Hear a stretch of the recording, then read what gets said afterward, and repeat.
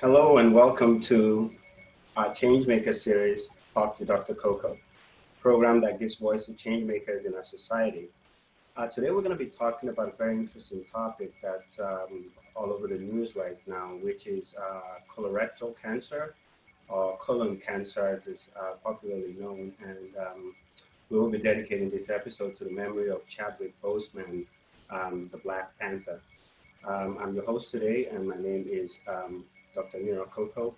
And today we have as our guest an expert on this topic who will be educating us, and that is Dr. Wale Ajumobi. Welcome to the program, Dr. Ajumobi. Thank you. Thank you for having me. All right. Um, Before we get started, let's start off by having you tell our viewers a little bit about yourself, professional, personal, whatever you'd like to share.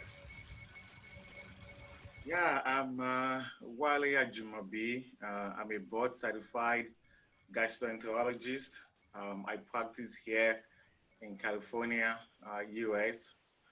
I did my internal medicine training at Loma Linda University and my GI fellowship at the University of Texas in San Antonio. I've been involved in colorectal cancer prevention and awareness for quite some time. About 6 years ago, I created a website called um, www.bowelprepguide.com to educate people about bowel preparation and colonoscopy. I've been fortunate to have received the American College of Gastroenterology Award for colorectal cancer awareness um, multiple times. And so this is a topic that is very um, near and dear to me. This is a topic that I'm passionate about. All right. Thank you, Dr. Ajumobi. And let me set the stage for this conversation by kind of, saying that, in Hollywood, I live in California. Hollywood's made us believe that superheroes are indestructible, right?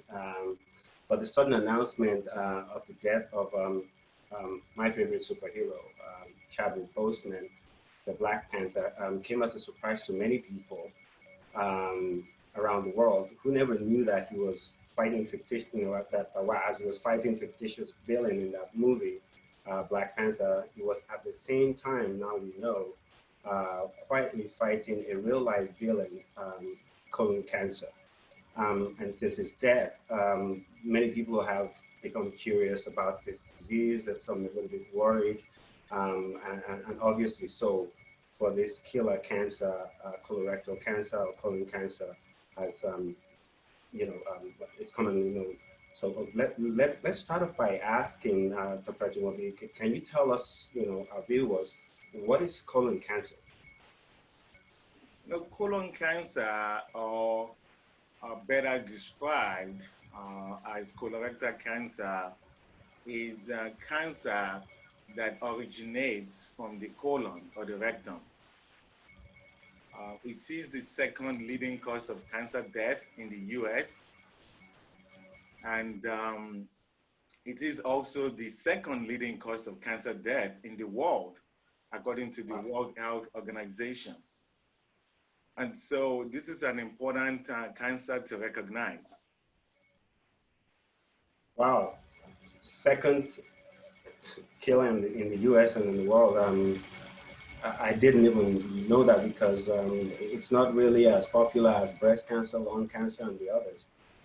But just to find out that it's second, that makes me curious. Is this on the rise? Did it just get to that position, or has it always been, and there's just not publicity to it until now with the passing of Chadwick Boseman? Yes, it has always been. It's been the top two, three leading cause of cancer death for quite some time. Um, Unlike breast cancer and skin cancer, it doesn't get the same attention as some of the other cancer, partly because of the embarrassment factor that is associated with colon cancer. Um, some of the symptoms um, that we see in patients with colorectal cancer are symptoms that people don't like to talk about. And so that is why it's not as glamorous, so to speak, as breast cancer. Okay. So you talked about the symptoms, but we'll get to that. Why um, or who have the people that are mostly at risk for this cancer? Because Chadwick came as a surprise, but is this breast cancer is more predominant in women, prostate in men? Who's at risk for colorectal cancer or colon cancer? So anyone with a colon is at risk for colon cancer. If you have a colon, you're at risk for colon cancer. Um, we tend to classify people into two categories. We have the average risk individuals, and then we have the high risk individuals. So the high risk individuals are people with family history of colon polyp, family history of colon cancer, patients with certain genetic disorders, um, patients with history of inflammatory bowel disease, meaning patients with ulcerative colitis or Crohn's disease. These patients are at a higher risk compared to the general population. One may even include African Americans as being at a higher risk for colorectal cancer than other um, groups, other racial groups. Let me follow up on a few of those. So you went through a few risk factors, family history, environmental, and some of that, and then you talked about African Americans in particular. Let's start with that because Chadwick was African American. Why is there a uniqueness in terms of, or why are the African Americans at a higher risk than the rest of the population? You know, I think it has to do with two factors. I believe there are environmental factors that make African Americans more um, prone to having colorectal cancer and dying from it. We may also have a difference in the biology of the cancer. It seems like colorectal cancer may behave differently in African Americans compared to other groups. For instance, we know in the United States that African Americans are 20 times more likely to have colorectal cancer, and they are like 40 times more likely to die from it. Wow. And so, why do they have more colorectal cancer? We tend to have um, more obesity in African Americans. And so the food we eat, access to healthcare, access to screening, access to medical care, even when you have colorectal cancer. These are some of the factors that contribute to a higher uh, percentage of colorectal cancer in African Americans. Okay. So it looks like you were mentioning some social determinants of health, environment, and all those things. So it's nothing that is genetic. There's no genetic link to African Americans or anything. Is there a link between the genetics of African Americans and the virus? No, I mean, not that we've identified. We know we've identified some genes that are associated with colorectal cancer. It's not like African Americans are more likely to have those genes. No, Yeah. ones Okay. that we've identified. Having said that, when people develop colon cancer or any other kind of cancer, it's usually an interplay between the environment and biology, something in you. But in terms of identifying specific or unique genetic factors in African Americans, we don't have that yet. Okay. So, and why I asked that is, uh, I work for a company that provides a wellness check for annual wellness check for uh, employees, and they started sending me a few years ago this fickle card for occult test cards and stuff. Um, and I'm not 50 years old yet, but I thought that would be for someone that was much older than myself. And but I started getting that and looking into it, and it seems like there's I don't know, some information there that African Americans or Black people need to be screened earlier um, than other people. Why is there a difference, or is there a confusion between that and other people?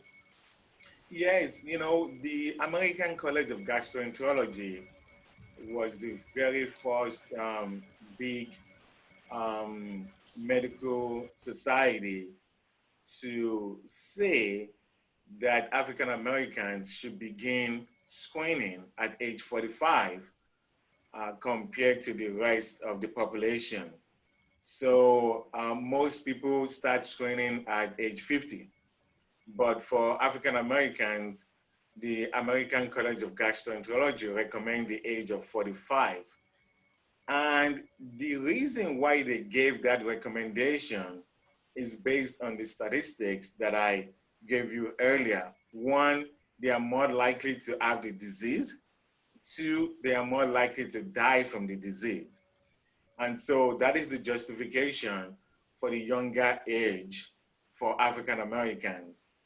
One may say now that the point or the difference may be a mute point, because in 2018, the American Cancer Society said all Americans should start screening at the age of 45. So 2 years ago, the American Cancer Society said all Americans should start at age 45. Oh, so and while doing the research for this topic, I also found out that in certain circumstances, for certain individuals they recommend screening even at a much younger age. What are those circumstances or factors that would cause a doctor to be worried and make somebody screen at a much younger age? Yes, so there are some people, if you have certain genetic disorders, you need to start earlier. Um, if you have a family history of colorectal cancer, you need to start earlier. You need to start at the age of 40 or 10 years younger than the affected individual. For people that have Lynch syndrome, and we may talk about it later, you start at the age of 20 to 25 or 10 years younger than the affected individual. If you have history of ulcerative colitis or Crohn's disease, Crohn's colitis, you usually start about 8 to 10 years after the start of the disease. And so if you have a person who was diagnosed with ulcerative colitis at the age of 10 years old, by the time they are 18, they need to be getting colonoscopy regularly between every 1 to 3 years. And so when you start, it's based on your family history, your personal history, if you have certain diseases, or if you have certain genetic disorders. Okay. So thanks for clarifying that, because I got a little confused between you know, the age of 45 for some, 50 for some, and now, you know, age is related to all these other factors that you talked about, family history and all the others. And you mentioned the Lynch syndrome. Can you tell us a little bit about that before we kind of move on to, because I'm going to talk about symptoms and signs next to that. What is the Lynch syndrome? So Lynch syndrome is one of the inheritable form of cancer, colorectal cancer. So colorectal cancer can be inherited. Okay. And the two most common forms of inheritable colorectal cancer are Lynch syndrome and familial adenomatous polyposis, otherwise known as FAP or FAP. But the most common is Lynch syndrome. It is estimated that about 3 to 5% of all colorectal cancer are due to Lynch syndrome. And so that is why if we diagnose colorectal cancer at a young age, for instance, in people younger than 50, you know, we tend to want to look for or test for Lynch syndrome. If you have multiple family members with colorectal cancer, we tend to want to look for Lynch syndrome. If you have multiple different cancers across different generations, we want to look for Lynch syndrome. So it's one of those genetic disorders that we can actually diagnose. Okay. So this gets wow. So should I be worried if someone in my family had colorectal cancer? Does that mean that I have the genes, or should I be running to do this test? That is an excellent question. Years ago, the answer that I would have given you will have been different. Genetic testing used to be much more expensive. It was hard to get. Now we have several companies that are doing direct to consumer provision of genetic testing, companies like Color, 23andMe. And so the genetic code has been broken. And so it's now easier and cheaper to get genetic tests. We now have a guideline, for instance, that says that all colorectal cancer should be tested for Lynch syndrome. So if anybody has colorectal cancer now and they are being treated, especially in cancer centers, comprehensive cancer centers, we test all of the colorectal cancer for Lynch syndrome. And people with family history of colorectal cancer can actually also get the test done. Okay, so is that something that, you know, I guess let me put it this way. Is it something that you would recommend that if you have a family history of this or someone in your family, would you recommend that, you know, people can get this done on their own just to have a peace of mind? Or should they just, you know, do the regular, or wait till when they hit the age for screening and just do all the screening at that time? I would say that if you can afford it, it's not a bad idea to get a test done. If you have, you know, family members with colorectal cancer, particularly family members with colorectal cancer at a young age, there are some online calculators that can help you to estimate your risk for colorectal cancer, where you put in your family history and they are able to suggest or estimate your risk. Again, in the era of direct to consumer marketing of genetic testing, anybody can go to any of these companies that do genetic testing and get the test done. Okay, so that's really good to know. So if you're watching this and you think that you're at risk, you know, you can do a genetic test on yourself, probably talk to your doctor to see if that is necessary. I think this is really great information. Thanks for sharing that. Because the idea here is, let's know what the signs are, or let's see how we can get ahead of the disease so we can save some lives here. So, so let's talking about that. We know that, thanks for sharing with us now that we know that we can do a genetic testing to get ahead of it and see if we have a high risk. Hopefully we don't do the testing after we've been diagnosed. But also, so the genetic testing is one thing. What are some of the other things, like, like what are the signs or symptoms that one needs to be worried about, that maybe would be a trigger for you to go see your doctor and say, hey, doctor, I saw A, B, and C. Am I at risk for colon cancer? I mean, there's an important point I would like to make. Colon cancer can be asymptomatic, meaning you may have colon cancer and not have symptoms, Okay. especially early on, because there are times when people come to us for colonoscopy and then we find colon cancer. And they say, oh, I didn't know I have it. So that is why screening is very, very important. Having said that, these are some of the symptoms of colorectal cancer. You may have blood in the stool, or rectal bleeding. You may have a change in your bowel habits. Let's say you used to have a bowel movement every day and now you don't have bowel movement for days. For some people, it may be diarrhea. For some, it may be a change in the caliber of the stool. Abdominal pain, or what we belly pain, some may have, weight loss, and anemia, particularly iron deficiency anemia. These are some of the symptoms and signs of colorectal cancer.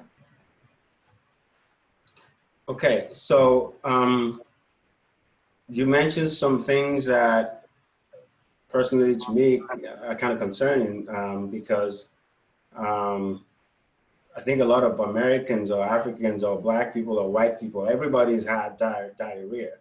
Everybody, I believe, would have had constipation, and maybe at some point, maybe even blood in the stool, belly pain. Um, these are common things that we run into at some point in our life. Maybe after a party or a sushi or something, you may have one or all of these stuff. So should we run to the doctor? How do we know that this is a normal food poisoning rather than colorectal cancer? Oh, this is an excellent question. So it's not unusual to have constipation or diarrhea every now and then, maybe from food poisoning, sometimes when we travel and we change our diet and our environment. Some of us tend to be constipated, some may have diarrhea. If these symptoms go away after a few days, that is okay. It's when it's chronic, it's when it's persistent, when the diarrhea is now going on for weeks, or the change in your bowel habits, the constipation has now been going on for weeks. That is when you should seek medical attention. Your doctor will be the best one to say whether you need a colonoscopy in this kind of instance, or whether you need some other kinds of tests. Okay, so, okay, good. Because I don't want, after this show, people to start running to their to their primary care physician saying, I may have colon cancer. So if it's ongoing for weeks on end, one or combination of all of this, then go see your doctor. Yeah. So if I go there and I see my doctor, what kind of test would they do? I mean, what should I expect for doctor to do to test or confirm that I have colorectal or colon cancer? Yeah, so I mean, your doctor would be in the best position to sort of look at your past medical history, your family history, your age is very important. So, for instance, if somebody, a teenager, has diarrhea after a party, the assessment is completely different from a 50-something-year-old that all of a sudden develops diarrhea that is not going away, especially if that 50-something-year-old has not had a colonoscopy recently. So there are so many factors that your doctor will consider before recommending any test or colonoscopy. Um, for some of these symptoms too, particularly blood in the stool, I want to emphasize that blood in the stool is not something to be trivialized. It's not something, because one of the things we are seeing with young people is that sometimes, they are bleeding and the doctor says, oh, you are young, it's just hemorrhoid. It's just your hemorrhoid. And it may be colorectal cancer. And so blood in the stool, weight loss, anemia, these are symptoms that are very worrisome. Okay, so you mentioned something that so a friend of mine also in kind of prepping for this, I kind of brought up and actually specifically wanted me to ask and clarify because it's kind of work. Um, you mentioned hemorrhoids, right? And you said sometimes this bleeds, and the doctor, there could be some confusion. Does that mean that hemorrhoid presents a risk of colon cancer, or is it what is the relationship there, if any? No, there is no link between hemorrhoids and colorectal cancer. Um, Having said that, we shouldn't dismiss blood in the stool as being caused by hemorrhoids. And so if you have persistent rectal bleeding, you should seek medical attention. It's not impossible for an individual to have both hemorrhoid and colorectal cancer at the same time. So hemorrhoid is common. We see it often in patients with constipation, and it doesn't lead to colorectal cancer. Okay, all right. So if you're out there worried about that, this is good information to know. So let me step back and then go back to you know the testing and diagnosis of this disease. I know, of course, you've talked to us about the link test, which is very helpful to rule out the genetic predisposition. And I know that there are some tests out there, like the FIGO card that I talked about earlier on that I got in the mail. What are some of the tests that one can do to at least have peace of mind that I'm not at risk, or I'm not currently having this the colon cancer, or at least prevent a situation like you described, where it's like I'm going for my colonoscopy and then they're telling me or someone that somebody has the cancer. What are some of the testing that that can help diagnose this disease? The good thing about colorectal cancer screening is that we have a lot of options. So we have stool-based tests, and there are 3 tests that are stool-based. One of them is what we call guaic fecal occult blood test. Usually it's 3 cards, and it's just testing for blood in the stool.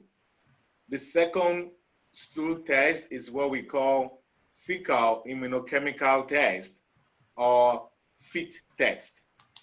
That one is just 1 card, and again, is looking for blood in the stool. There is a new test that is being advertised on TV that is called Cologuard. And that test combines the fit test with DNA changes. The other tests that can be done are flexible sigmoidoscopy, even though we rarely do that now in the United States because of colonoscopy. We have CT colonography, or what we call virtual colonoscopy, which is a form of CT scan to look for colon polyps. And of course, we have colonoscopy. Colonoscopy is the gold standard. It is the only test that can prevent colon cancer as well as detect colon cancer. Okay, so I have two things to ask about, specifically colonoscopy, and thanks for sharing this. This is a good information for people to know. I particularly think that, you know, some of these are convenient, especially the stool card test, the fecal occult blood test, and the FIT test you described. But the colonoscopy being the gold standard, I've heard people talk about how uncomfortable that can be. And I know that in your intro, you talked about your website, bowelprep.com, which I visited, and it's great information there, by the way. So if you're looking for information, you may want to visit www.bowelprep.com to learn more. But I want to ask, being that a lot of people talk about how inconvenient and uncomfortable this colonoscopy preparation especially is, are there options out there? I mean, because to make people want to do this, is there any convenient way around it? Yes, that is an excellent question. There are options when it comes to the bowel prep. So the traditional bowel prep is like a 4-liter gallon. And it doesn't really taste very good. And so for a lot of people, it's too much volume. Usually a day before the colonoscopy, we ask the patient to be on a clear liquid diet. And for some, that is an inconvenience. There is hunger. You often have to take the day off. On the day of your colonoscopy, you have to get a ride, a driver to take you for the procedure and take you back home. So there are some inconveniences associated with colonoscopy. At the same time, colonoscopy is the one test that can completely look at the entire colon, that can give the doctor the ability to find precancerous polyps and remove them before they go into cancer. The other good thing about colonoscopy is that it gives you a 10-year break. If you're an average individual and you get a colonoscopy and the colonoscopy is normal, your next colonoscopy is in 10 years. So that gives you a long break. Whereas if you are doing the stool test, particularly the guaic FOBT or the FIT test, you have to do it every year. And so sometimes people forget to do it. The other thing is, if you do any of the other tests, the stool test, the CT scan, and they are positive, then you have to get a colonoscopy. Okay. So it's better to get a colonoscopy upfront if you can. Like I said, the best test is the one that is done. And so if you're average risk and you can get to a colonoscopy, at least do the stool test. The one other important thing I want to mention is this, and this has to do with insurance coverage. Because if you have insurance, colonoscopy as well as the other tests are covered. They are preventative tests. So no deductible, no copay. If you do any of the other tests, the stool test, and it's positive, your colonoscopy is no longer a screening test. It's now a diagnostic test. So you're going to have copay and deductible. Okay. So this may really matter to you. Again, any test is better than none, but if you do the stool test or you do the CT scan and it's positive, you have to do a colonoscopy.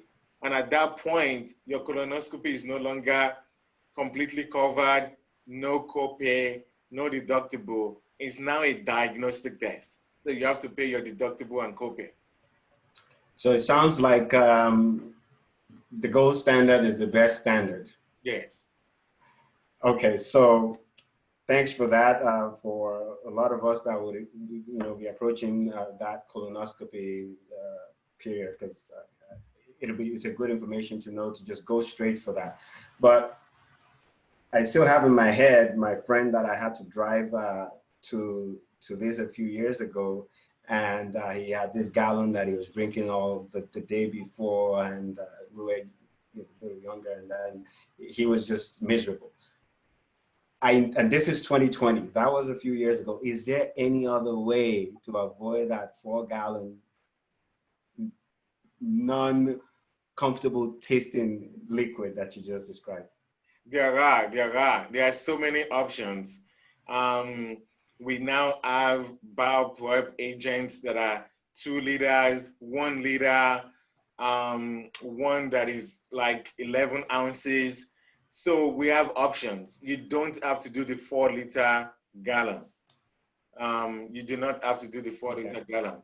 And even if you have to do the 4 liter gallon, there are tricks to making the experience a little bit better. For instance, if you put the bioprep in the fridge and it's cold, it makes it taste better.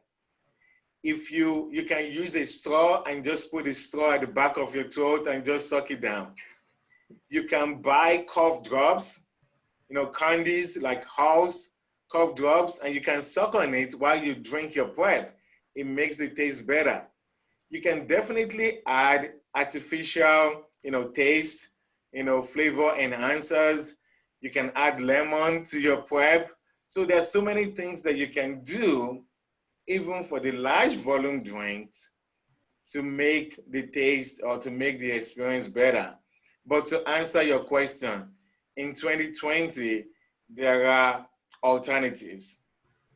Okay, good to know. I didn't know you could add stuff to it. So if you're listening over there,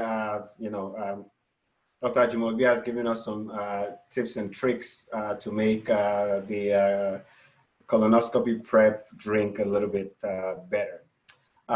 So let me follow up on something that you said a few minutes ago. You said that colonoscopy is both diagnostic and preventative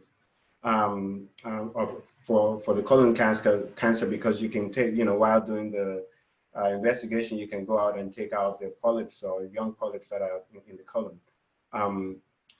Let me ask, what else can people do to prevent colon cancer? I mean, besides having to get to that point where you're on the table and they're looking at your colon, are there other things we can do to prevent this cancer? Yes. One of the things that we can do, particularly in the African American community, is to ask about family history. Know your family history. Because when you start your colorectal cancer screening or your colonoscopy, it's based on your family history. Some people have to start earlier if they have a family history of colon cancer. So know your family history. We've talked about screening. And then the third thing, which is quite important, is for us to adopt a healthy lifestyle. So there are some things that have been associated with colorectal cancer. Smoking, tobacco smoking has been linked to colorectal cancer. Obesity is linked to colorectal cancer. Excessive alcohol intake, consumption of red meat, processed food in general. These are things that have been associated with colorectal cancer. Okay. Oh, so thanks for sharing that. There's a great information. So we know how to prevent it: exercise, eating healthy, know your family history. Oh, let me touch on that a little bit now. That for some people that are listening to us that don't know their family history, either probably they were maybe adopted, or they come from a culture where, like you said, things like colon cancer, or things are just not shared or passed on to individuals. What can those kind of people do?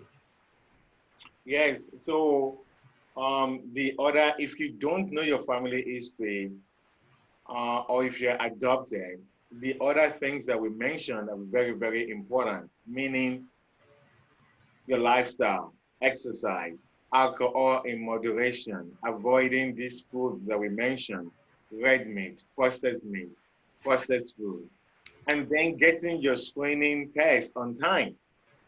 So those other things are still very, very important. Okay. All right. So thanks for sharing that.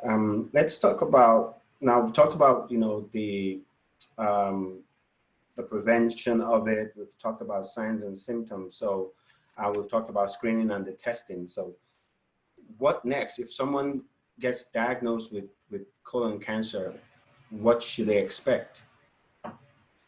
If someone is diagnosed with colorectal cancer, the first thing I want to say is that they are not alone. They are not alone. They shouldn't feel alone. One of the things that you can do is to definitely surround yourself with a support group. You need a team of experts to take care of you.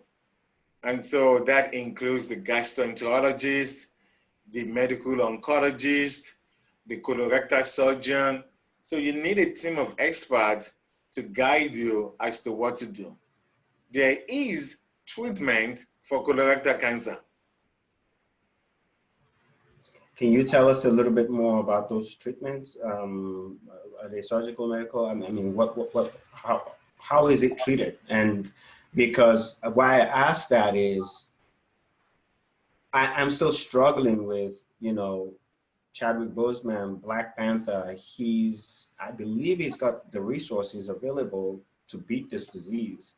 Um, Not going into why his case was terminal or why he died, but I just want people listening to kind of be able to figure out how they can prevent you know dying from this disease if they're diagnosed. What are the treatment options for people that are effective and safe?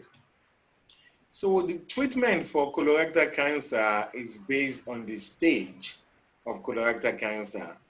So we stage colorectal cancer, it goes from stage 0 to stage 4.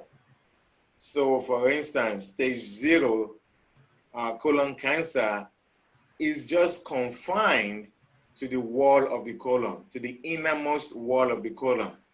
So during colonoscopy, when I do colonoscopy, I can remove that cancer that is just limited to the wall of the colon. For some people, that is all you need, just the removal of that early stage colon cancer. For a lot of people, though, they need surgery. And so for some, it's just surgery, just to remove that portion of the colon with the cancer.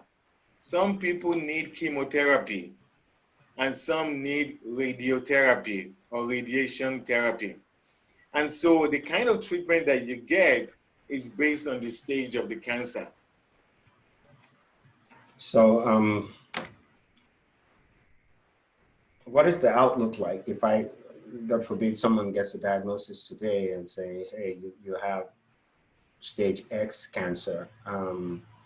Is it survivable? What is the survival percent risk of dying from this if diagnosed with it? Yeah, it is survivable. We have so many patients that we still see with colorectal cancer. The survival rate is also based on the stage of the cancer. So for instance, for people with stage 1 or 2 colorectal cancer, the survival is very, very high. Whereas if somebody is coming in with stage 4 colorectal cancer, which has spread to different organs, has spread to the liver, to the lung, then the survival is lower. What I want people to take from this is colon cancer is not only preventable, it is treatable. And your survival rate or your chances of surviving is based on the stage. And this is why early detection is also important. And so when people have these symptoms, let's say, we have an individual that is not up to date with screening, and then they develop symptoms. Go to your doctor as soon as possible, because the earlier you go, the lower the stage of your cancer. You don't want to wait for months and years when the cancer has already spread to different organs. At that time, it may be too late. This is great, good news. Yeah, especially for those of us that are following the news, and at least it's good to know that not in all cases that colon cancer is terminal or leads to death. So, which kind of leads me to this other question of talking about the news and online. There's a lot of information that's been circulating since last week when the death of Chadwick Boseman was announced, that Black people die more, and you've also talked about that. You said they were 20 times more at risk and 40 times more to die from this cancer. Should Black people be worried? We should all be worried. I think it's very important. I think one of the legacy of Chadwick will be raising awareness about colorectal cancer, particularly in the Black community. I think that, we should get screened for colorectal cancer. And when we have the disease, we should seek treatment, and we should seek treatment early. For sure, Black Americans are more likely to have the disease and die from it. And like we said before, this is due to so many reasons. And, some of us are working to reduce the disparity that we see in colorectal cancer. So you talked about working. So with all that you've done so far in this area, in your body of work in gastroenterology and your practice, what would you like to see happen in this area, in this field, and in the colorectal cancer research in general, and then for patients that will be coming up to you? How do we prevent this from happening? What is the current state of research in this, and what are some of the lessons that have been learned in the past few years? Yes, so one of the things that I would like to see is universal coverage for colorectal cancer screening. Part of the Affordable Care Act, as part of the act, we have free or no copay, no deductible coverage for cancer screening. We are living in the midst of the COVID-19 pandemic. Some people have lost their jobs. Some people have lost insurance. And so if you don't have insurance, you can't get screened for colorectal cancer, or it becomes very difficult. So I would like to see, or for us to have a society where you have access to healthcare regardless of your income, regardless of your job status. So that is an area we would like to see change. we would also like to see continued funding in research, especially amongst minorities. I think we need more research to understand why are Black people having more colorectal cancer and dying from it. What are the things that we can do to change the statistics? And again, I'm glad that there is an attention, especially in the Black community, to colorectal cancer in the wake of Chadwick's death. Okay, thank you for that, which makes me wonder, with all that you said in terms of what, not having insurance and all of these other constraints that puts people at risk. If you had the power, the magic wand, to put this colorectal cancer away and win the war against it, what are the things that you would do if you are empowered to solve this problem? One, universal coverage. Everybody should have insurance. Everybody should have access to insurance. Everybody should have access to preventative tests. I think we should spend money on campaigns to educate people. It would be nice to make sure that some of the social determinants of health, right? Like we talked about, social determinants of health, where people live, access to good food, access to vegetables, access to parks where they can walk and exercise.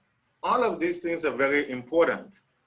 And so in terms of, one of the things that I would like to see happen, universal coverage, universal access to preventative tests and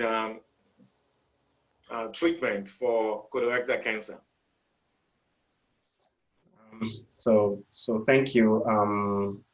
So just in closing, is there anything that you would like to share with our viewers about colon cancer today or their health in general?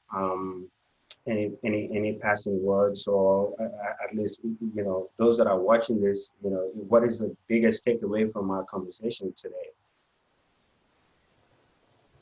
Colorectal cancer is one of the leading causes of cancer death, like we mentioned. It is preventable and it is treatable. So I want people to know that it is both preventable and treatable as well. We are beginning to see colorectal cancer in young people. It seems like younger people are more likely to have colorectal cancer than even seniors in their 60s. At least that is what the data and the statistics are showing us. Why is that? Some have speculated that perhaps obesity, the way we eat, we now consume more processed food, we eat less fiber. And so I want people for us to go back to the place where we eat healthy food, we exercise, we keep the weight off, and we get the recommended screening test. Yeah, thank you. And as you say that, just out of curiosity before we wrap, I was just looking at, that picture of Chad one more time, and I think he passed at 43 or 44 years old. And he didn't even make the cutoff screening age of 45. And makes you wonder how many of people out there are in that same predicament that don't even fit the 45 age. They don't make it to that age of 45 and are dying of the disease. Why is his case different? Yeah, he was diagnosed at the age of 39. And so he battled the cancer for 4 years. A lot of the amazing work that he did, including Black Panther, the films were done while he had colorectal cancer. And so this really makes him a superhero for one to have done this amazing work while fighting colorectal cancer is just incredible. And so it is so difficult to comprehend what happened to Chadwick. But we see colorectal cancer in young people. In 2020, for instance, it is estimated that about 12% of all colorectal cancer will be diagnosed in people younger than 50. Wow. And that is why knowing your family history is so important. So if you know your family history and your first degree relative, if a first degree relative has colorectal cancer, for instance, at the age of 40, you have to start screening at the age of 30. So knowing your family history is very, very important. Okay, Dr. Ajumobi, sounds like that's the key to this. Knowing your history is very key, so you can decide and determine when to start screening to prevent this cancer.